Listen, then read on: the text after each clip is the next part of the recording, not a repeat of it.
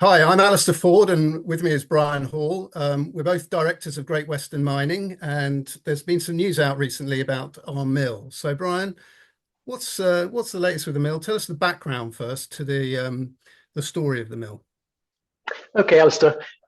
We started working on this mill project several years ago now. When I took over managing the company in 2019, we were a copper player, which we still are. We had drilled 5,000 feet of copper. We had got ourselves a nice inferred resource, but nobody loved copper at that stage. In 2019, it was an unloved commodity. Nobody wanted to put money into it, and we couldn't just go on drilling. So we took a pause and had a look around and decided, what can we do with this company that doesn't involve trying to find money for a continuous copper program? And what we realized is that we had a lot of old gold and silver mines on our property because we're in a very strong historic mining area, silver and gold mining area. And so we looked at this, and we had a geologist at that time who had worked in Western Australia and seen people do very well with mining waste. So we said, well, let's have a look and see if we can actually produce some gold and silver from mining waste. And we went through various processes of trying to work out how this could be done.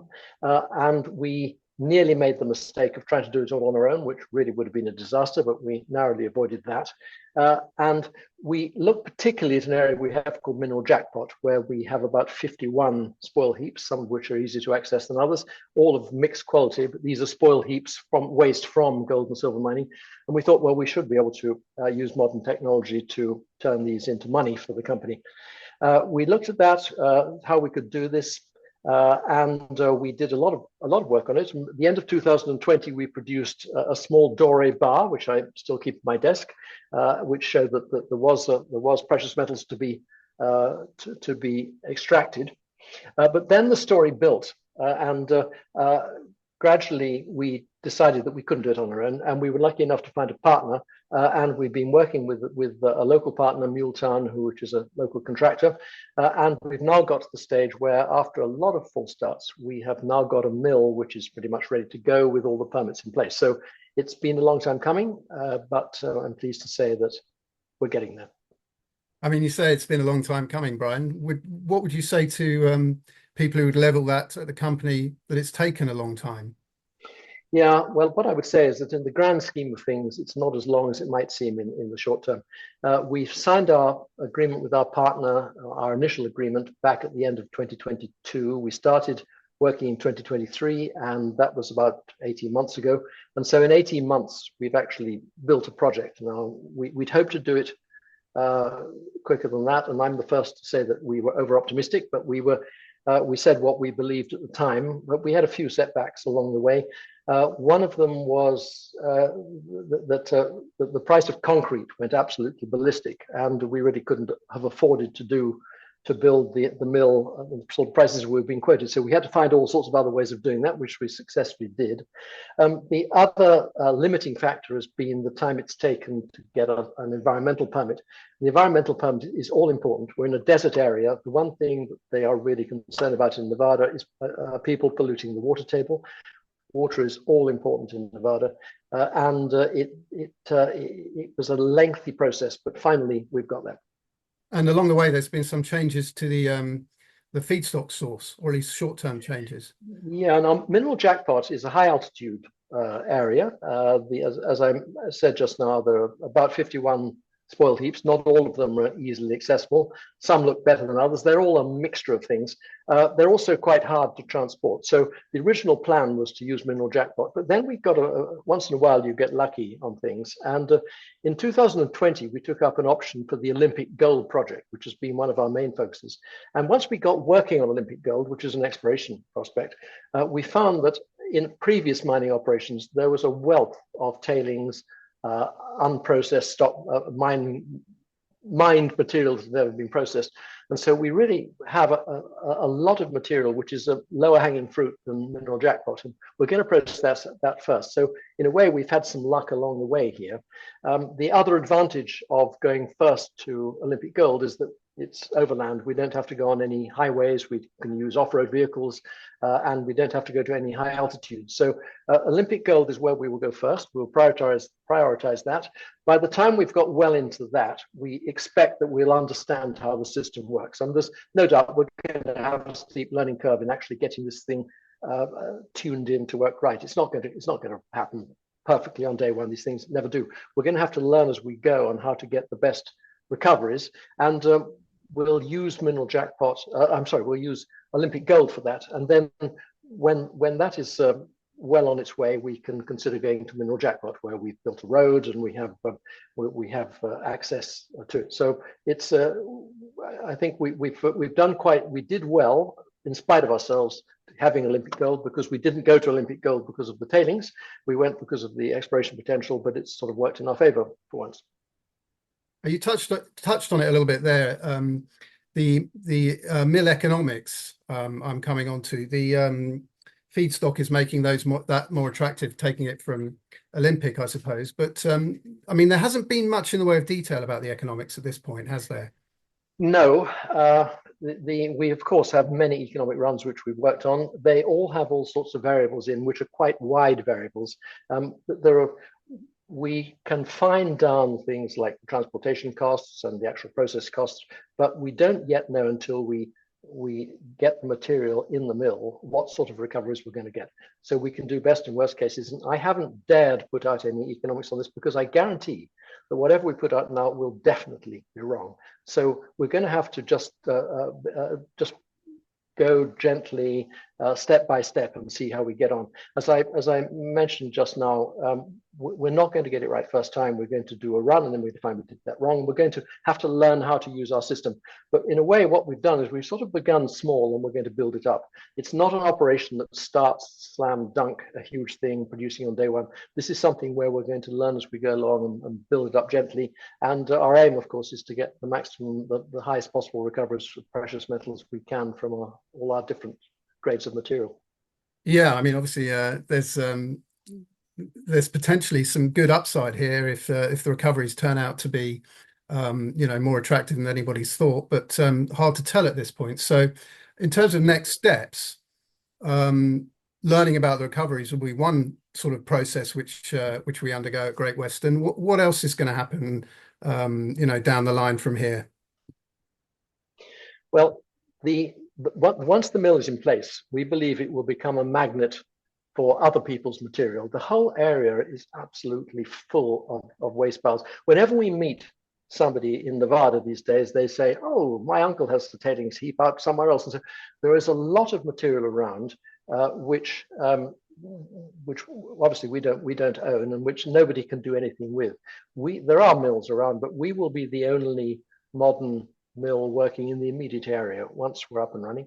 And that means that should we have run out of our material, or should we not be getting the grades we want, we have the possibility of acquiring other material from third parties, which makes us quite an exciting little proposition. And we think we can probably build this into a business which will be a magnet for material from all over the place. And it's almost unlimited, the amount of material. Doesn't mean it's all good. We have to be very selective. We are not going to process any material on behalf of anybody else. This is gold and silver. People are very emotional about gold. If somebody gives us our material to process and we produce some gold, you can be sure they're going to say that we didn't produce enough gold.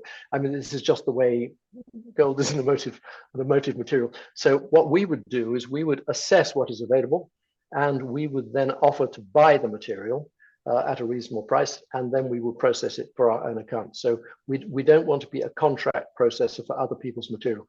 The material we process will be ours, or it will belong to our partner, who also has his own stockpiles and spoil heaps.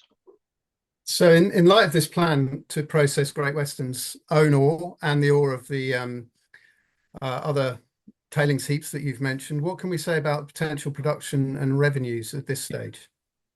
Very little at this stage, except that we want to aim for a fairly fast payback of our initial investment, and then really I have my own theories, but I really don't want to to commit myself to what we could do, but we're trying to build this from a small business into a bigger business. It's never going to be a huge business, but it can be greatly expanded from the existing footprint because we have the space and we have the means, and it can grow much faster than the original plan. I mean, is it fair to say that the production and revenues from the mill will are designed to provide Great Western with sort of sustenance and the ability to go on to achieve bigger and better things? Well, that's the plan. I mean, look, the ideal situation initially would be to have the mill producing enough money to keep the lights on at Great Western so that we don't have to go back to shareholders really to maintain the company. Remember, the company's had no revenues up to this point. That said, you have to have big revenues to do an awful lot of serious exploration, and I don't see that happening in the immediate future. But it would be good to use shareholders' money to go into the ground and not into paying airfares and hotel bills and geologists and so forth, which if the mill can cover all that, that will be a very satisfactory beginning. But I believe we have a 50% interest in this mill, so it's an independent business. I believe that that if we manage it right, this mill could turn into something a lot bigger than we've initially planned it to be. And I alluded to it just a moment ago, but how does the mill sort of fit into the sort of bigger picture of Great Western's hopes and dreams? We are basically still a frontier exploration company. We have this copper resource, which we are very pleased to have. We haven't done a lot with that particular resource for a little while now, but it still belongs to us. As long as we pay the claims rentals, it's ours.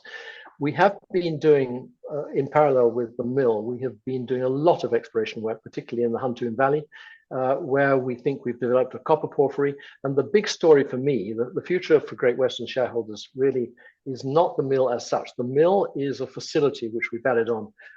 Our aim, my aim, is to try and create a major copper mine to be the generators of a major copper mine, and that would be in the long-term interest of shareholders, and that would merit their patience over a number of years.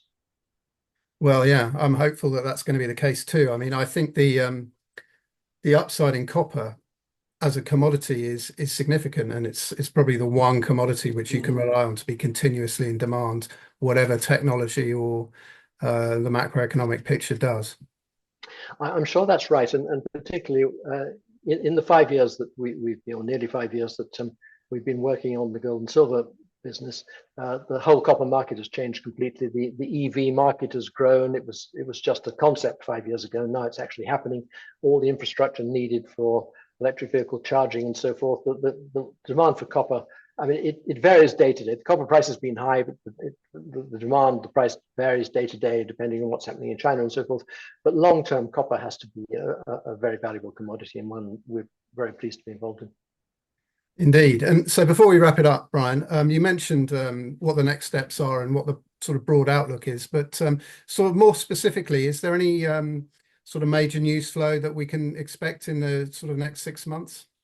I hope so. If I knew what it was, I would probably I've flowed it already. But we hope to move the copper story forward significantly in the next few months. It's also just worth mentioning that the mill is on a phase 1. There is a phase 2 of the mill, which we haven't got to yet, which is chemical leaching of the material. Our mill at the moment is a simple gravity process. It really is quite basic, even though it's fiddly to do. We expect over the next year or two to be building up the chemical leaching side of the business, which will give us much greater recoveries from material which we would have already produced precious metals from through gravity separation. So that story will build, but I do think that the copper story is going to be the one to watch for the longer term future of the company. That is what drives us. That's what gets us up every morning, enthusiastic. Good to hear. Well, good to chat to you, Brian. We look forward to the developments, and hopefully we can reconvene in provide an update in due course. Thank you very much, Alistair. Appreciate your time.